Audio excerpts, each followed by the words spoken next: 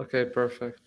Okay, so today I'm going to be giving a talk about ICICLE and about how you can use GPUs with your ZK provers. And by using GPUs, you can basically attain really, really fast ZK proofs and scalable ZK proofs. So I'll begin by introducing myself in Ingonyama. So my name is Immanuel Segol. I'm a product engineer at Ingonyama. Ingonyama is a hardware acceleration company for cryptography, and we focus primarily on ZK and on fully homomorphic encryption, so FHE. But in general, we design hardware systems, so GPUs, FPGAs, ASICs, and we do a lot of research into the mathematical primitives that are behind all these cryptographic algorithms.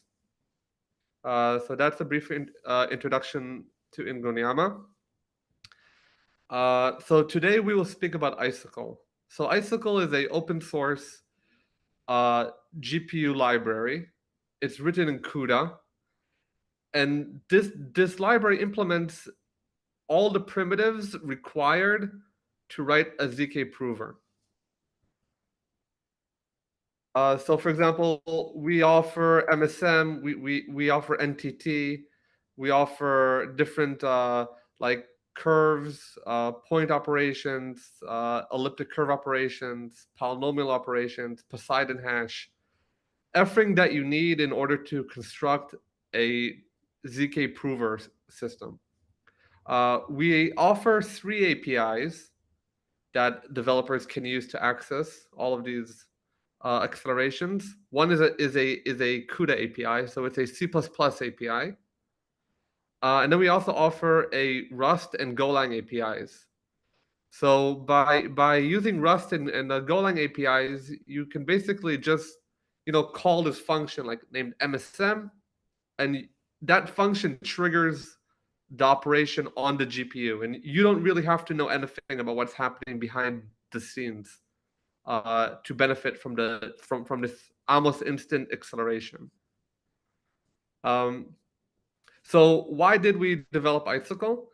Well, we've been researching snarks for a while, and we found that almost all of the snark frameworks are implemented on CPU.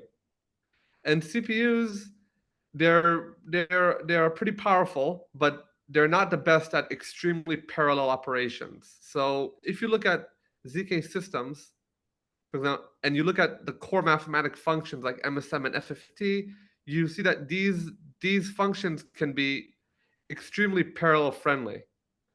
GPUs are basically the perfect hardware for parallel computation. They've been like AI uses GPUs like everywhere basically for its advantages in parallel computation. And GPUs are also pretty cheap compared to ASICs or FPGAs. Also, if you reference the like Z Prize of 2022, 2023, you, there's pretty good case studies there of how GPUs can be used for accelerating MSM and NTT. So let's speak a bit about GPUs and why we chose GPUs for ICICLE. So one, like I stated, GPUs are extremely parallel friendly. Like they're basically designed for parallel computation. GPUs are also extremely easy for developers to use. NVIDIA designed an entire software stack just for GPUs, so developers can basically use C++ code, Rust code, Golang code, pretty much any language that they want to simply call GPU functions. GPUs are also extremely competitive in terms of power to performance compared to FPGAs. I'll show that inside another slide. And also they're way cheaper than FPGAs. So for example, if you compare the like 4090 to a FPGA in the same class, it's about 3 times cheaper. So at Ingonyama, we actually developed this like metric for measuring power efficiency. Uh, we call it GMM, like watts per GMM. So GMM is basically modular multiplication. This is a core function that happens basically in MSM and FFT. So giga MMM is basically a billion modular multiplications per watt. So the lower is better, right? So for example, if we look at the like L4 GPU, we can see it basically is like 5.31. And if we look at other FPGAs, we can see that most of them are way less efficient. Now, when you look at these retail GPUs, you see that they are less efficient than FPGAs, but if you look at the actual price, these GPUs are more than 3 times cheaper than these FPGAs. So we think that GPUs have an advantage when it comes to power efficiency and price. There's also this article that I linked here that I think that you should read after this talk. It goes in depth comparing these differences between GPUs and FPGAs. So we will now speak about some ICICLE integrations. I'll go over how we use ICICLE. I'll explain a bit about the like performance boost that we experienced after integrating ICICLE into some mainstream provers. We will be covering 2 integrations. One is an integration with Halo 2. It's a integration that we did with the team at ICICLE. This integration is still work in progress, so I will only display our initial benchmarks for our very first version of the integration. But I will also go into an integration between ICICLE and GNARC. GNARC is a prover framework from a Consensus. With them, we also had this official collaboration, but our prover is complete and it's in production. So there I will actually go into the code and into the final benchmarks.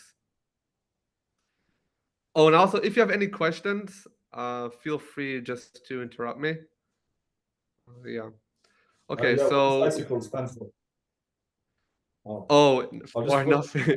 It actually doesn't stand for anything. We actually called we have two libraries. We have ICICLE, which is the GPU library, and we have Blaze, which is the FPGA library. So it's like ice and fire. Like there's like no acronym here, unfortunately. Yeah. Yeah. So the first integration is with ICICLE. Uh, Again, like I can't go into the code here because it's still work in progress, but these are the results from an initial very trivial integration. So this integration took I think like 1 or 2 days, and it's basically a drop-in replacement where we don't optimize for GPU. We just like replace the function. So if it said like arcworks.msm, we just replace it icicle.msm. So with a simple drop-in replacement of MSM, we experienced basically like a 30x improvement on some of the on some of these MSM operations. Now, you see, different MSM operations you have different sizes. So if you actually look at this table here, we we basically log like each part of the Halo 2 algorithm, and we log like the times that it took to do each MSM. So you can see here for example, this is the like GPU time, and this is the CPU baseline time. Our GPU was a 4080 RTX, and as you see, for example, when we calculate permutations, one MSM here took like 0.1 seconds versus CPU where it took 4 seconds. So this is just a simple drop-in replacement, no other optimizations in the design of the prover. Yeah, so you see like the total proof time was cut down to 78 seconds versus 170 seconds. Now, I'm gonna go. Okay, so that's all that I have to show for the EZKL integration for now. But we will dive deeper into the Gnark integration. But before that, I want to go over some terms just to like in case some of you are not that familiar with GPUs. I want to go over some core ideas that I think are important for developing on GPUs. So the like first idea is the idea of device versus host memory. So host being your machine, your CPU, your RAM, and device being your GPU and the GPU's RAM. So each GPU actually has RAM inside it. So if you buy, let's say, an RTX 4080, you have like a 6 GB version, a 16 GB version, a 24 GB version. So that's what GPU memory is. And then you have what's called a PCIe. So if you ever saw or connected a GPU into a machine, there's these little slots, and you actually connect your GPU into the motherboard. So PCIe is basically the like communication between your host and your GPU. Now, when you design GPU software, let's say that you're designing the ZK prover and you generate this witness on CPU, and you have all these scalars and points, and now you need to do MSM on GPU. So there's this phase of transferring memory. So you basically transfer the memory from your RAM to your GPU memory. And this can cause latency. So for example, if you if you transfer data frequently between host and device, you will actually slow down your approver because you have to always copy this memory back and forth, back and forth. So when you design software for GPUs, it's really best to design your algorithm on GPU where you have to load in the like data initially, then you do all the computation or as much computation as possible on GPU, and only then you offload the result back to the host. So so yeah, that's the first point. Um, oh, also, does anyone here know what CUDA is? Like, is there anyone here who does not know what CUDA is, or should I just explain it? So, another important element for GPU development is a CUDA. So, for example, when you look at all these core functions like MSM FFT, our team at Ingonyama implemented these algorithms in CUDA. CUDA is this language developed by NVIDIA that allows you to easily write code to run on GPUs. So basically, ICICLE implemented MSM, implemented NTT in CUDA on the GPU. So I'll go over Gnark real fast if you're not familiar with it. Gnark is this framework. They offer different provers. It's written in a Golang. They have a Graph 16 prover. They have a Plunky prover. I think they have a couple more. It's and also Gnark allows you to actually write circuits in Golang. So it's like Circom where you can write your own circuit, or like Halo 2, you actually can write your own circuits in Golang using Gnark. So let's go over the like actual architecture of our integration. So on the host side, you have the like original Gnark code, and you have Gnark crypto. Gnark crypto is this cryptography library developed by the Gnark team, and all the like cryptographic operations occur in Gnark crypto. So you have like elliptic curve operations here. You have MSM, FFT, uh, different point operations, etc. And then you have GoICICLE. GoICICLE is a Golang binding that basically exposes a Golang API similar to the Gnark crypto API, basically a classic like cryptographic API. But behind the scenes, it will call the CUDA code, which runs on GPU. Okay, so this is your binding. This lives on the CPU, but this will trigger GPU code for you. So as a developer, you will only need to touch GoICICLE. You won't need to actually touch any CUDA code unless you want to do like custom optimizations at the algorithm level. Okay, so at the first phase of actually designing our GNARC ICICLE integration, our research team really dived really deep into Graph 16 and really broke down this algorithm and identified the locations of what needs to be accelerated. So as you see here, we have like FFTs, we have MSMs, and here we have this function named H function, which I'll speak about in a moment as well. Okay, I found this on the web for how long does it speak? Siri heard me say something. I spoke, sorry. Okay, so here is a link, but I will send you, I'm actually going to send you guys this like you need to learn about ICICLE and all these integrations later. So let's dive into what this integration actually looks like. So first we have a setup phase. So if you remember, we were speaking about copying memory from host to device. So this is the like setup phase where we actually allocate on GPU all of these points and scalars, and we do different like optimization, like optimization, like we filter out 0 points or stuff like that, and we also like pre-generate some uh, some factors for FFT. So I don't know if you guys can see this well, but do you see here this like function named go dot CUDA mem to device? So basic thing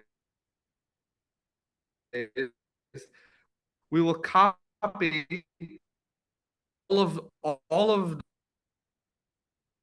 the all of the initiated to setup phase. You can just think of it as to the GPU. Now, and the proof function arrives MSM code. As you see, it the like cryptogynarch CPU device or like MSM on GPU to the data that we copied to the device previously. So this data is already on device, and inside our Go code, we really need to make this very minimal change, where we just pass these pointers instead of calling this function. So it's a very similar code.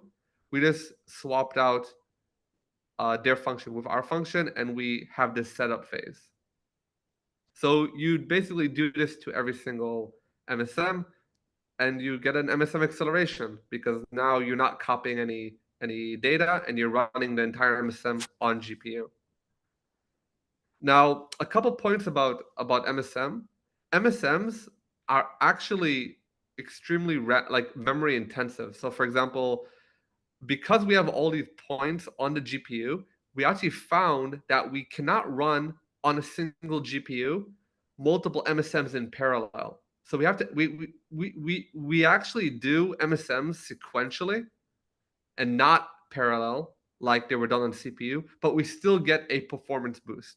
Now, what's important is that if we have multiple GPUs, we can actually do one MSM per GPU, and then we can really accelerate like um, MSM, because basically you have these MSMs happening in parallel, and each one is like 15x faster than CPU. So you really have very fast MSM execution if you have multiple GPUs.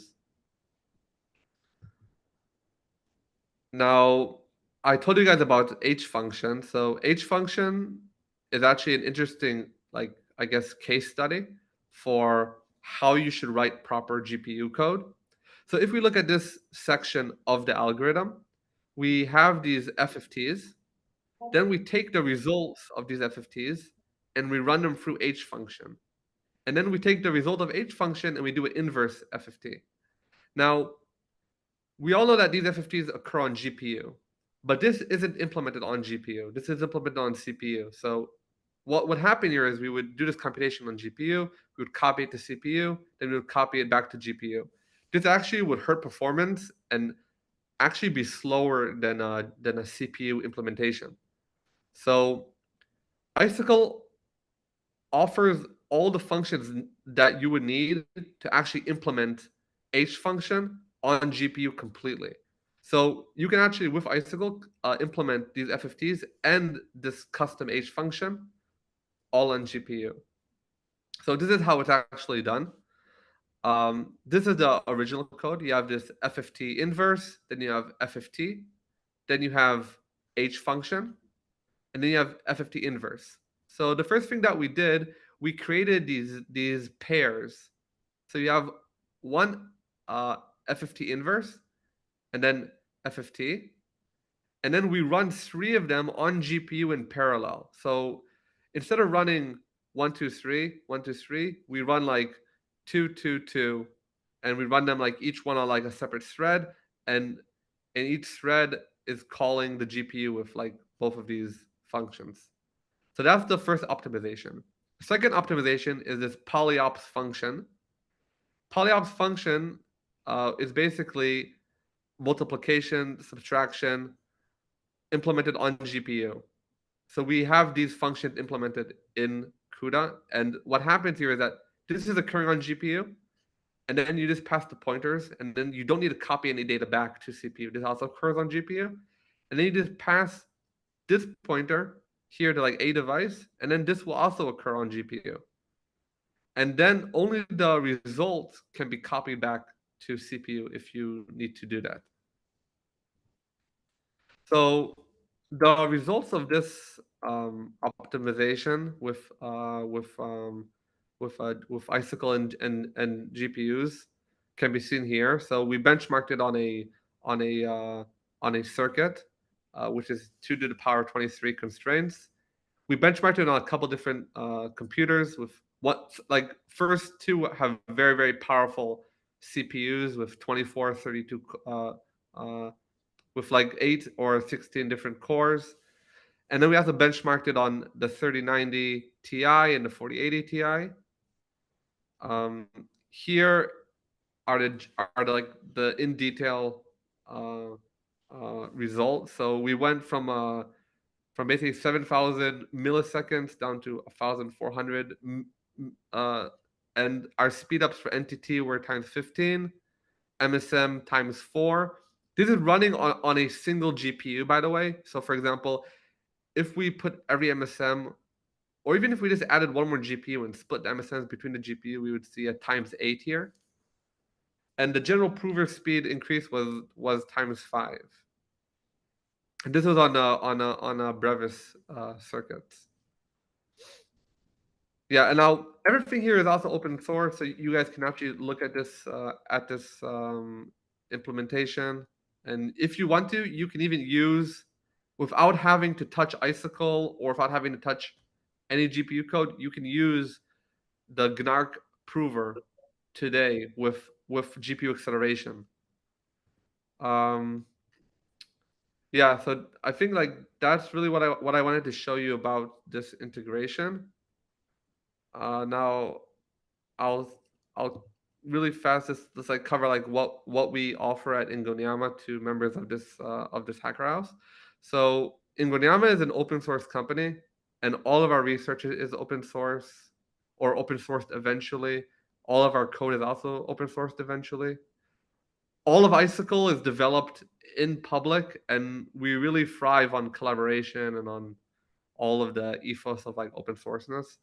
So we offer technical support. Uh, we have this dedicated Discord channel. I actually sent in Telegram a link to join, to send me your Discord handle, so I can add you. And then our engineers and researchers can help you with technical support, research support. We also can offer you hardware. So if you don't have a GPU and you want to research how you can, like, I don't know, like optimize for GPUs, or you want to experiment with GPUs, we can give you access to GPUs or FPGAs. And we also have what also, if you're interested in researching anything long term, yeah, if you have this very interesting problem that you want to research in the domain of hardware acceleration for ZK, like feel free to reach out as well. we support like long-term research efforts. We also have all of our material is also translated to Chinese. So we actually have this link here to all of the documentation in Chinese, and I think also all our blogs and research papers as well. So this link actually expired. I was using a free version, so I will send the like correct link to all of the resources. Um, yeah, and we were really excited to support you guys with anything that you need for your hacking adventures. Yeah, thank you.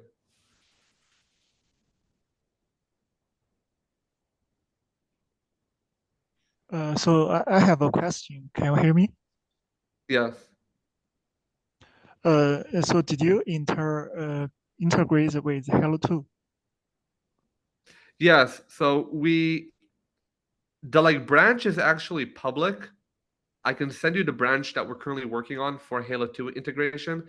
We integrated with EZKL's Halo 2 fork.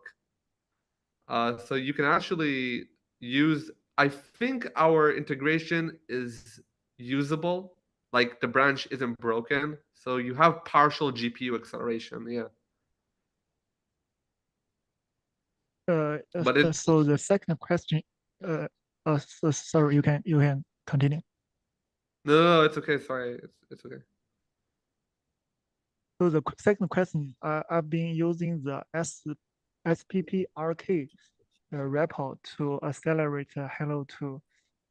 So have you done some comparison between Spark repo and your your implementation?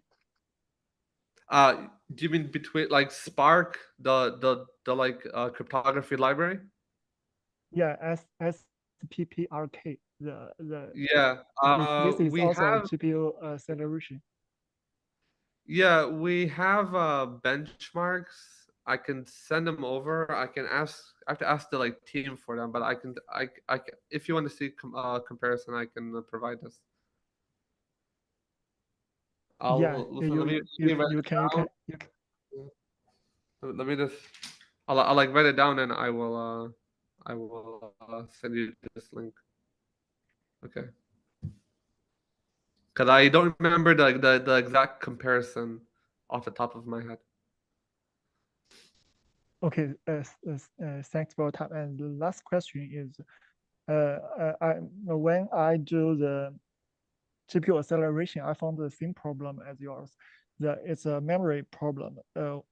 For example, I've done a big Merkle tree hit with a large hit, and the memory used was about 200 RAM.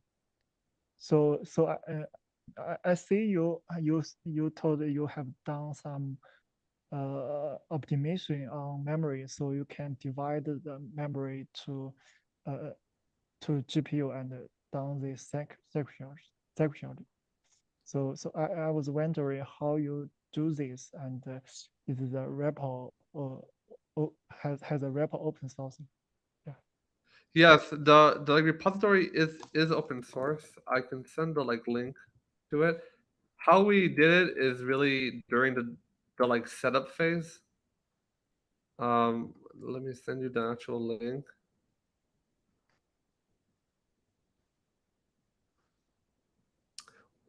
Our research team is also looking into, I think, what you're speaking about in Halo 2, right? Like with constraints and when you basically Yeah. run out of memory with. Yeah. Yeah, so we're actually researching that now. I can't like that's kind of internal like research at this point, but I can put you in touch with Kartik, our head of research, and he can like maybe share a few what he can share, because we're actually like researching that with EZKL now. Okay. Thank you. Hey, Manuel, Any- great talk. This is Saurabh. I have a few questions. So, firstly, can you shed some light around the resource utilization, the occupancy metrics, especially with these entity primitives, right? Are you closing in towards 100% optimization? How close is it? You mean the like how like when you're speaking about like how much of the GPU is being utilized during runtime? Exactly, yes. Comparing Yes. for both these MSMs and entity. Yeah, so right now we're actually looking at it's 100% basically. So for example, when you run large entities, like okay, entities you can run multiple on the same device, but I think like if you run 3 or 4 at 2 to the power 23, you actually achieve like full occupancy of the device. The MSMs are more demanding, and a single MSM will actually use the entire device. That's wonderful. So Also, one more follow-up 100. question. Yeah, please go on. No, I was just saying it's so yes, it's using 100% of the GPU. Got it. Okay. My other question was around do you see some sort of vendor lock-in happening with Yeah. Okay. So NVIDIA? Do you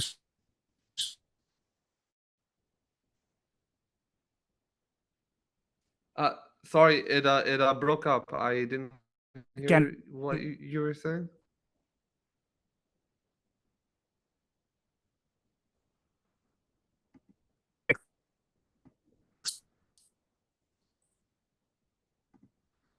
expand this to maybe the future because the CUDA framework, this as maybe. 1 second.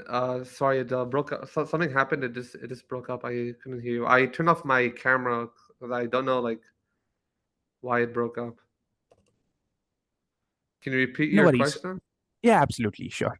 Sorry. So I can see a little bit of tight coupling with NVIDIA and the CUDA framework with Ingonyama. So do you see this do you see this being supported to maybe AMD GPUs sometime in the near future? Okay, yes. So yeah, this is okay. We would want to support every single GPU platform, right? We don't like we're not necessarily trying to stay with NVIDIA only.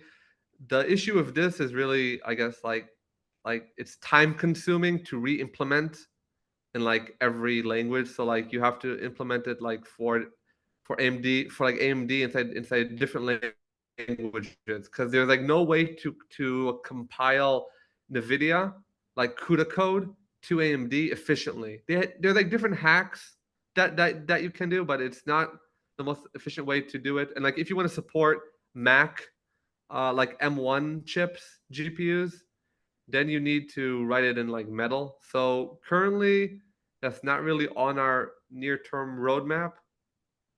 But if you're interested in doing that, then that's something that like would be interesting. Yes. Um, Emmanuel, just one more question. Are you guys also looking into client-side proving and web GPUs? Yeah. So one of the bottlenecks here is really memory. So for example, for large circuits, you need a lot of memory. So you need a pretty serious GPU. You know, like an RTX 3090 with like 16 gigabytes of RAM. Let's say, right? But for smaller circuits, you could definitely use client-side GPUs. You would like at this point in time, your client would need to have a NVIDIA GPU. So for example, it wouldn't work on like the M1 GPU. So that is a limitation. It's not something that we're focusing on currently, but we are researching and we actually are running some tests with like large data centers. for scaling for scaling like ZK proofs at a data center level. So no, like we're very interested in web GPU. We're very interested in client side proving, but currently it's not something that we're extremely focused on.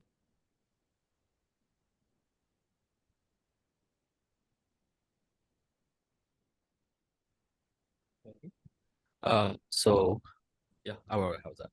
So I have two questions. So the first one, so in the context of ZK hardware acceleration, so what do you think? So the most least and most useful part in a GPU.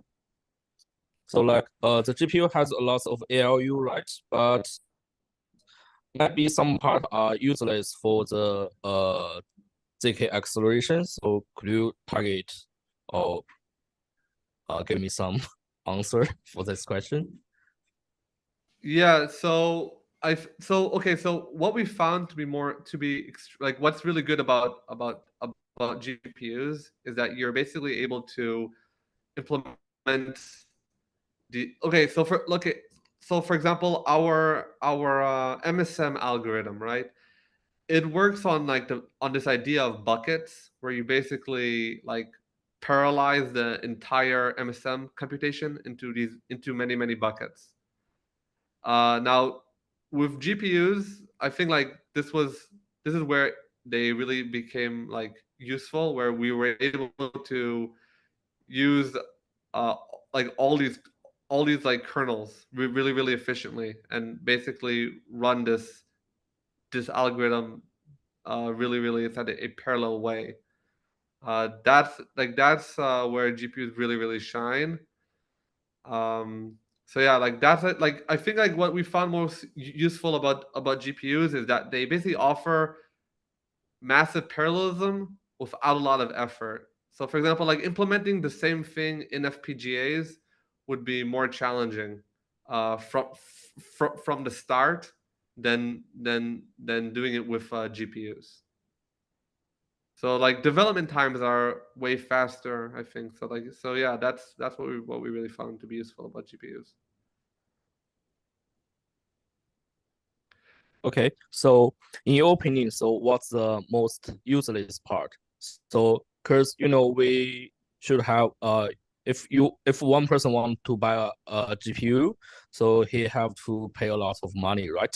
So, like Yeah. we buy a piece of bread, but some part we don't want to eat that. So, in GPU, so which part do you don't want to? You don't want that. Which part? I'm not sure. Okay, so there's like tensor cores. So I'm not sure if tensor cores are like hard coded into the Okay. device. Okay. I'm not sure if they're like hard coded into the device or if they're like virtualized. I'm actually not sure about that. But like we can't really use tensor cores. Okay. So that's something like again, I'm not sure if that's actually physical hardware in the device. So I'm not surely. I'm not sure about that. Surely. Okay. Thanks for your thanks. And one more question. So I saw your representation. So and I noted the proof time of not the proof time. So the calculation time for MSM so has been reduced by 96, right? Probably 96. And the overall proof time can be reduced by around half. So what prevents the proof time from decreasing as much as MSM time? Yeah, so the reason that this happens is because we don't run these in parallel. We run them sequentially. The reason that we run them sequentially is because each one of these MSMs took up the whole GPU. So for example, if we had, let's say, 5 GPUs, and each GPU did the MSM like and they all ran in parallel, then I guess like you would see an even more significant decrease here. But Oh, and also, okay, I think the like G2 benchmark here was optimized. So this was cut like, I think down to like 120 milliseconds. So if you had each one of them running on a separate GPU, you would have here like a way smaller result, like maybe like 174 milliseconds, something like that. So that's one of the issues with MSMs, is that we found that like you need to run them in sequential order, and you can't. Okay, so for example, here you see they actually run parallel. So when you look at like CPU, like CPU implementation actually runs all these MSMs in parallel and not sequentially. That's why their final result isn't basically the sum. It's like the longest one, basically.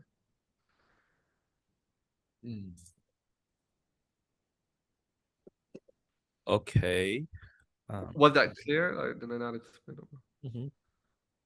So okay, so could I have one more question? Yeah, so I think Yeah, I need of course. yeah.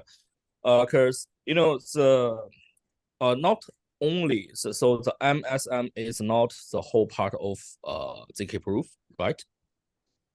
So I think so in the ZK proof system, so what part is cannot be accelerated by GPU efficiently? Yeah. So because Ingonyama do a lot of work on hardware acceleration, so I think your team must have some most advanced understanding in this question. Yeah, so there are parts that cannot be accelerated. I don't remember them off the top of my head. I can provide a answer for this though. I have to ask the like research team. But for example, one thing that we're looking into is like heterogeneous computing, where we do MSM, like FFT, like polyops, like H function on GPU, and then we do the rest of the computation on CPU in parallel to the GPU, because there are many parts that actually cannot be accelerated, or like not. I mean, they can be like they basically won't really benefit from from a GPU. Um, if I had the code in front of me now, I can maybe point out some parts, but I can send you a good summary of, like, let's say it's like graph 16, a good summary of parts that cannot be accelerated and better be run on CPU. Yeah, sure. Okay. Yeah. So, anyone? Yeah, I have some. Yeah, I have just a really like stupid like question. If we get two GPU, like if I have some snarking operation that I need to do, and I have one GPU, and let's say it takes 10 seconds to do. If I have 100 GPUs, what can I expect? Like how can I start to estimate how much faster can I get by adding more GPUs? Does that make sense? So yeah, it does. Yeah. So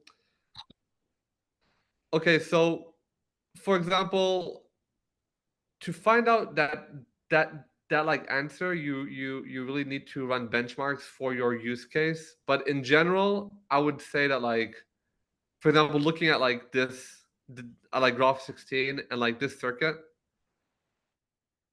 having let's say like for NTT, you're able to put all of them into one GPU and run at 100%.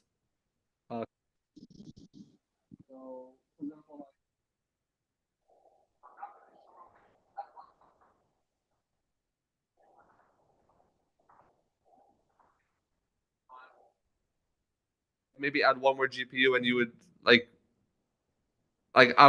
I'm not really sure that it would help with NTT, because they all fit into one GPU anyways.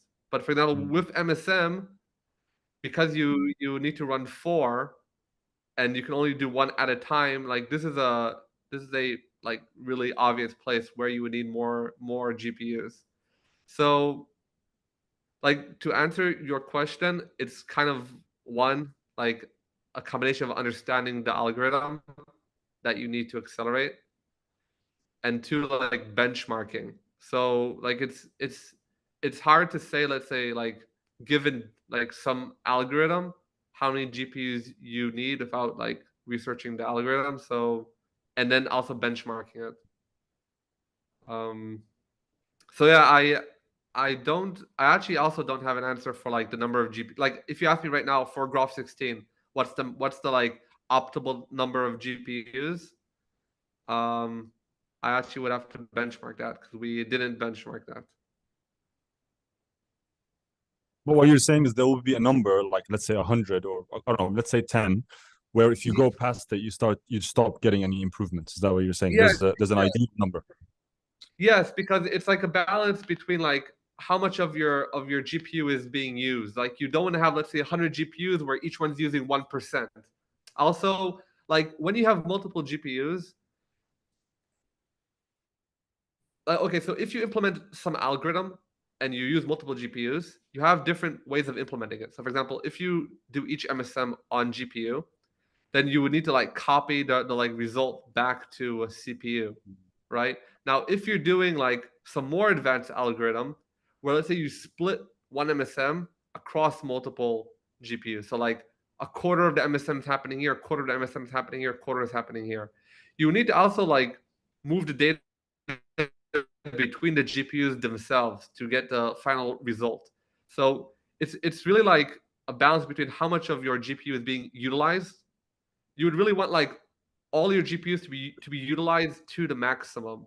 So for example, if you have, let's say, like 2 GPUs being utilized to the maximum, and then adding a third one is still everything's being used to the maximum. But when you get to the fifth, 4 are being used to the maximum, and one's being used like 50%, and into the sixth, it's less and less until you get to the situation where like the GPUs are all running at like 30%, let's say. Like you would want to, I guess, like cut down on GPUs and go back to a version where most of your GPUs are running at 100%. Okay, can you? Yeah, I wanted to ask about ASICs. Like, where does that fit into the story, and yeah, what do we what can we expect in the future from that? Yeah. So okay, so ASICs. Okay, so one of the goals of Ingonyama is to build what's called a ZPU, zero knowledge processing unit. So imagine like you have the GPUs today, and the GPUs are like general compute devices, right? So what Ingonyama wants to build really is like a general ZK compute device. So basically, like think about it like I guess it's an ASIC that can do general compute. Like it's an actual chip, like a GPU that can do general compute for like ZK. And then you have like tensor cores. So you would have like modular multiplication cores, like instead of like the like AI equivalent, right? So currently there's no ASIC solution in the market. My guess for the future is that, for example, Aleo, different ZK miners may have ASICs down the line, but currently most ZK miners are using GPUs just because the cost of developing an ASIC is tremendous. Like it's tens of millions of dollars, and every design change requires. Okay, so for example, let's say that you have the Aleo algorithm. You have this ASIC miner, and then Aleo changes their algorithm, or like Poseidon 2 comes out, Poseidon 3. Then suddenly your old ASICs become obsolete. You need to upgrade them, right? So currently there's no like ASIC solution on the market, I think, that's like available. It's definitely being worked on. Everyone's working on it. But currently it is not available on the market. But it's definitely like in the works. Okay, are there any other teams out there that are maybe Ingonyama competitors that you do respect and you think it's worth looking at their work? I can't really. I don't really know any names of them, but like you can look up hardware acceleration online, and you can see some names. If you look up hardware acceleration, you will find like I guess the top 3 players, along with Ingonyama. And just final question. Final question on research and where the current research is. What are the hot areas of research today? And like, do you think that people are researching? Like, what are the key kind of areas? Yeah, so one is MSM, NTT, Poseidon hash, like hashing, especially for Stark, because Stark is very like hash oriented. Two, I guess like GPU implementations, FPGA implementations.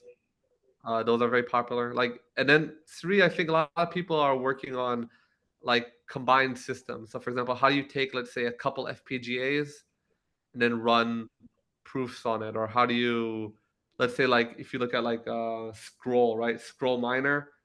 One of the research, like Ingonyama doing research on a Scroll miner, and how do you build an efficient Scroll miner? So I think like in terms of hardware acceleration, lots of the research is actually like focused on the like modular multiplication implementations, like because it's a bit different than like prover. Like, okay, if you look at like the like research that's around provers, like Halo 2, Graph 16, like Nova, all of these researchers, they're like more they're like more looking into like constraint systems, right? And like how to optimize for like minimal constraint systems, different like optimizations at the algorithm level. But like hardware people, they're more interested in how many like operations can you do on this piece of hardware, right? So like lots of the hardware like R&D is basically oriented towards, I guess, getting the like core functions like modular multiplication to run fast on FPGAs, let's say. Because like FPGAs also, they're kind of like the stepping stone between the GPU and the ASIC. So lots of the prototyping is done on like FPGAs. So you prototype on the FPGA, you get good results, and then if you get like amazing results and everything, then you would try to go into like producing an ASIC. I hope I answered that question clearly. Because I kind of like went off some tangents there.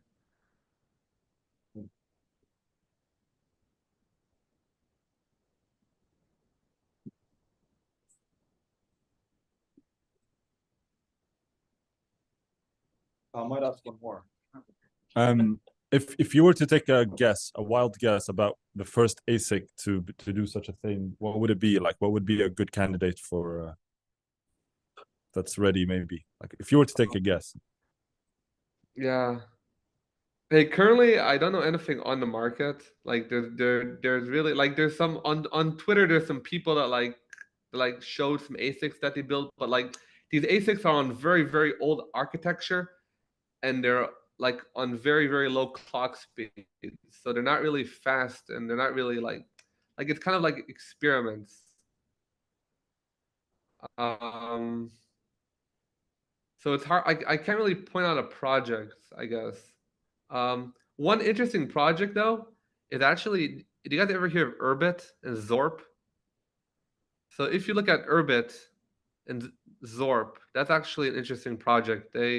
It's like this operating system, and they have their own like bytecode. And then there's this team named Zorp that built this ZK prover around the actual bytecode of that virtual operating system.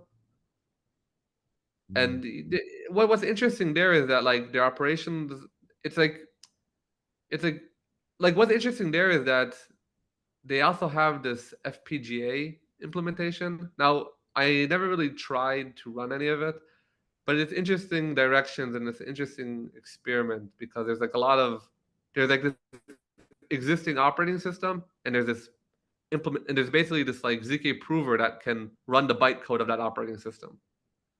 So it's interesting actually. So Zorp and Urbit, I think are like that's like the most interesting project that I can think of outside of like my day-to-day work, I guess. Yeah. Also, they're like a cool team actually.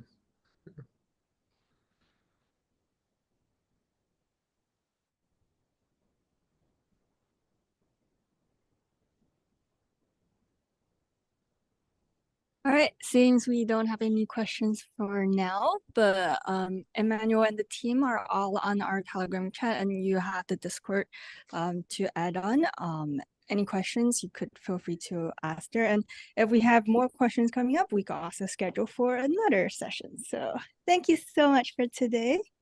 We'll see you soon.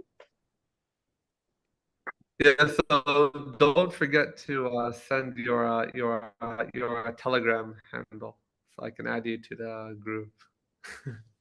Sure. Thank you. Thank you guys. Bye.